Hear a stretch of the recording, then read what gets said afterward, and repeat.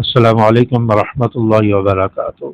قرآن پاک کی ایک صورت جسے سورہ یاسین کہا جاتا ہے، اس کی بہت زیادہ برکات ہیں، بہت زیادہ فضیلت ہے۔ جس گھر میں، جس دکان پہ، جس جگہ پڑھی جائے اس جگہ پر برکت ہوتی ہے، اور پورا دن اس کی برکات اور اثرات انسان پر اس جگہ پر پڑتے رہتے ہیں۔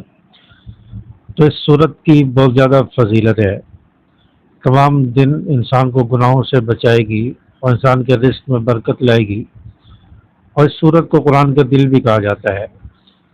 رسول اللہ صلی اللہ علیہ وسلم کی حدیث مبارکہ ہے کہ ہر چیز کا ایک دل ہوتا ہے، اور قرآن کا دل سورہ یاسین ہے۔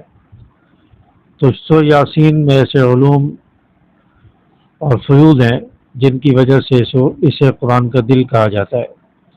اسی طرح آپ صلی اللہ علیہ وسلم کی ایک اور حدیث ہے جس میں آپ علیہ الصلوۃ والسلام نے فرمایا کہ اپنے مرنے والوں پر اسے پڑھا کرو، یا بعض دفعہ کوئی شخص نزع کی حالت میں ہے، اس کا آخری وقت چل رہا ہے، روح نکلنے میں مشکل ہو رہی ہے، تو اس وقت اس کے قریب بیٹھ کر سورہ یاسین پڑھی جائے۔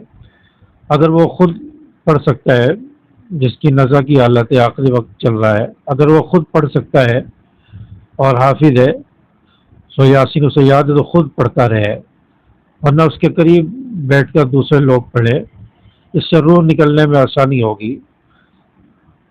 روح نکلنے میں جو مشکل پیش آ رہی ہے، اللہ تعالیٰ اس مشکل کو دور فرمائیں گے۔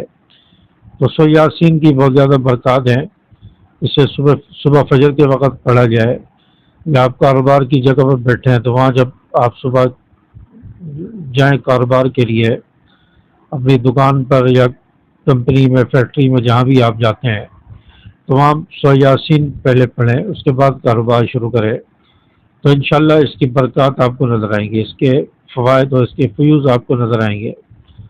تو سورہ یاسین پڑھنے کا ضرور اہتمام کیا جائے، گھر میں بھی سورہ یاسین پڑھنے کا اہتمام کیا جائے تو گھر میں بھی خیر و برکت ہوگی۔